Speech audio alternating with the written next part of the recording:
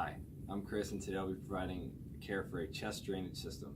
So the first thing I would do is provide privacy for my patient, which I've already done by closing the curtain, and I would also shut the door.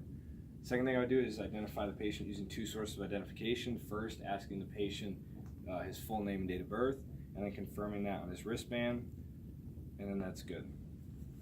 I would explain the procedure to the patient. So today I'll be providing care for your chest drainage system, and I'll be replacing it. And then next thing I do is wash my hands and apply PPE.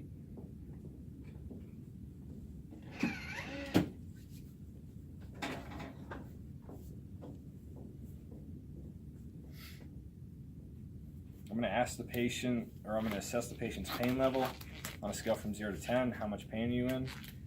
The patient states he's not in any pain. However, if the patient were in pain, I would administer pain medication, the prescribed pain medication.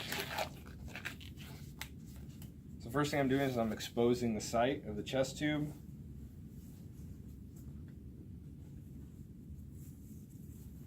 And I'm still covering the patient, allowing for patient privacy.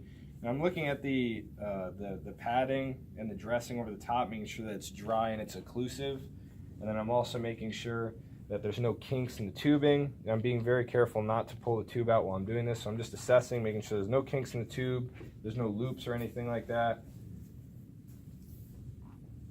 And I'm going to bring the system up just so I can demonstrate and talk about it, but you would never bring the suction system above the level of the patient's chest. So with this system, it's a 3-chamber system. The chambers over here, this is our collection chamber, and I would take note of the color and the amount of the drainage in here, and then I would mark the level that the drainage is at with a little piece of tape. I would mark the time, the date, and my initials. Now I'm also looking at the color of the fluid within there as well. This part here, this is the tidal volume chamber. This has a ball in it that will go up and down as the patient ventilates. And then this is the leak monitoring chamber. So there should be like a continuous gentle bubbling in there. And then the water level should always be at 2 centimeters or whatever the manufacturer's suggested level is.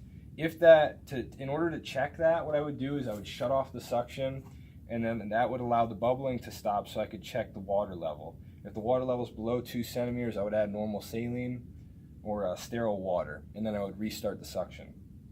So there should be continuous bubbling in there and light bubbling in the tidal volume section.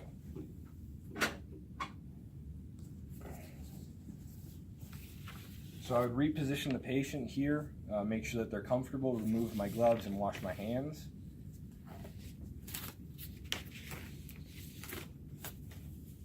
And the next thing I'm going to do is I'm going to replace the drainage system. So same thing, I would explain the procedure to the patient, identify using 2 sources, wash my hands, provide and apply PPE.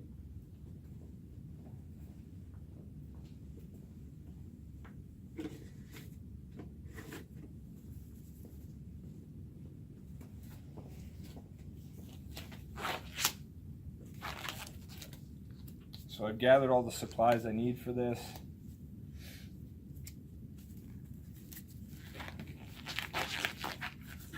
So first thing I would do is I would, once again, expose the site, and then I would place a Kelly clamp 1.5 inches away from the incision site, and then I place a second Kelly clamp 1 inch away from that. So I have one Kelly clamp at 1.5 inches, and then I have another one at 2.5 inches. After I've done that, I can shut off the suction. And then I would remove the suction tube here.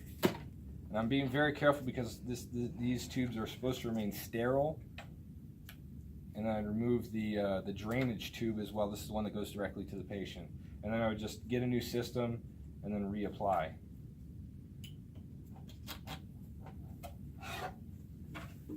With that, I'm also making sure that all the tape, everything that I've had to remove, I'm replacing it all the same way that it was before.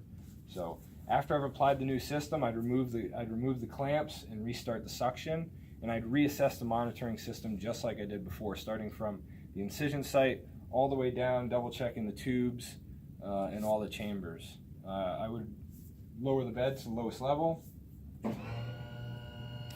I'd ensure the patient is comfortable, make sure the side rails are up, remove my PPE and wash my hands.